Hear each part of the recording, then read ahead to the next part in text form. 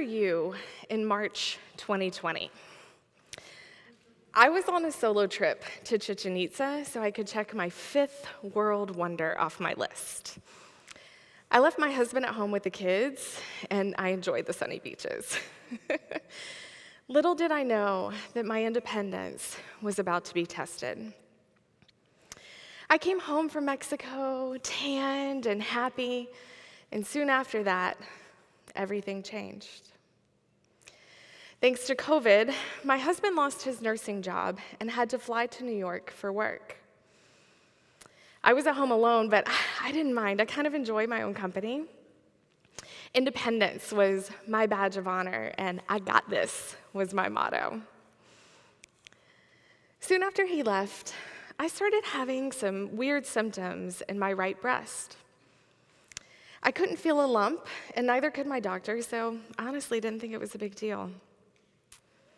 I went to the hospital alone, got checked in, had some scans, and I was alone when the doctor came in the room. He said, "Amy, you have cancer."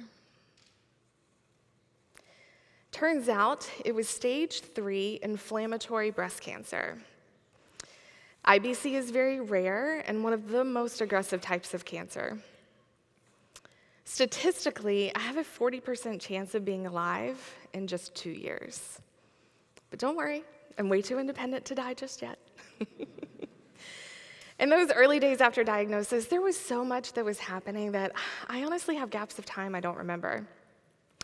My mom and dad came down, my husband flew home, and I had to tell my then 6-year-old that I had cancer. He thought I was kidding when I said I was going to shave my head. I was not kidding. This was actually the start of my support system showing up for me. My mom shaved her head as well. My dad and brother were already bald, so they get a free pass. In those first few weeks, my oncologists were ordering so many scans for me, and insurance was denying a lot of scans for me. I ended up posting about my insurance struggles on social media, and one of my friends reached out to me. She said, "Amy, I can help. I know people can get weird about money, but seriously, I can help." The scan that she was offering to pay for cost $12,000 out of pocket. Her offer broke me. I remember telling my mom that I was built to fight cancer. I was not built to receive help. In fact, I never did. To this day, I've never gotten that scan. I never accepted her offer. I just wasn't capable of receiving help. You see, there's independence, and then there's toxic independence. If toxic independence had a name tag, I wore it. Yes, I was a badass, and yes, I could do it myself. But I learned the hard way that independence is only going to take us so far in life. It feels like we can do more, but it causes us to do less. We end up living in a state of surviving, and we try to pass it off as thriving. As I navigated treatment, people showed up for me in ways that I never could have imagined. Due to COVID, no one was allowed to go into the hospital with me. So on my first day of chemo, I showed up alone. But my friend and fellow breast cancer sister, Kelly, she showed up on that day with tears in her eyes and hugs for me.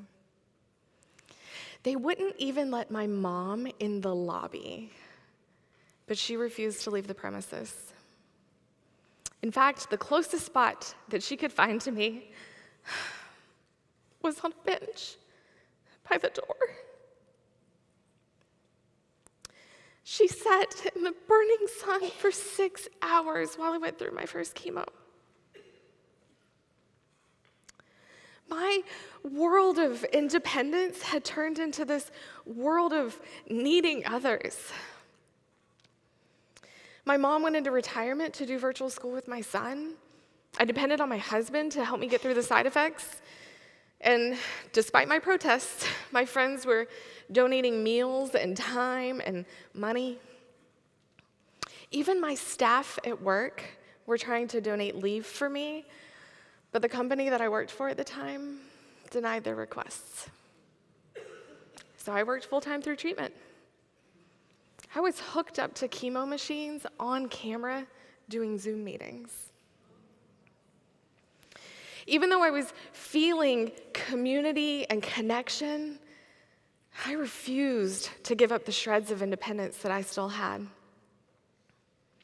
Cancer had already stolen my hair, my breasts, my time, my youth, my health. I was not going to let cancer steal my independence, too. December 18th, 2020 was my last day of radiation. And God, I wanted to celebrate with everybody together, but I was all alone. I wanted to ring the bell with everyone there, but I figured the next best thing was to celebrate virtually. So I hopped on Facebook Live, and I rang the bell. We all know it's not official unless it's Facebook official, right? Rang that bell, and I walked out the front doors of the hospital. I was greeted by a huge group of people. My friends and family, they showed up in a big way. I had been striving for so long to prove to myself and the world that I didn't need anyone or anything, when all along I was living in a state of toxic independence. That last day of treatment, I finally realized it's okay to receive help. It turns out there's more to being a badass than doing it all yourself. There's a balance between independence and receiving. So if you consider yourself to be an independent badass who doesn't need anybody, you're probably going to stay stuck. If you want to level up and grow, it's going to require a team, a support system, and your willingness to receive. When someone gives us a compliment, it's okay to say, thank you. When someone gives us a gift, it's okay to just respond with, I accept. If we find ourselves with an unexpected blessing, it's okay to practice open hands instead of excusing away why you're not good enough to receive. Now, I get the opportunity to practice receiving every day. Being involved with a breast cancer nonprofit group, I see firsthand just how much people want to give. If I try to say no or to not be a burden, I see how I'm blocking them from the blessing of giving. People want to help. We have to be willing to receive. Listen, I've learned through this experience exactly what it means to be a real badass. It's in knowing that there's a balance in how we approach life. One that considers not just the giving, but also the art of receiving.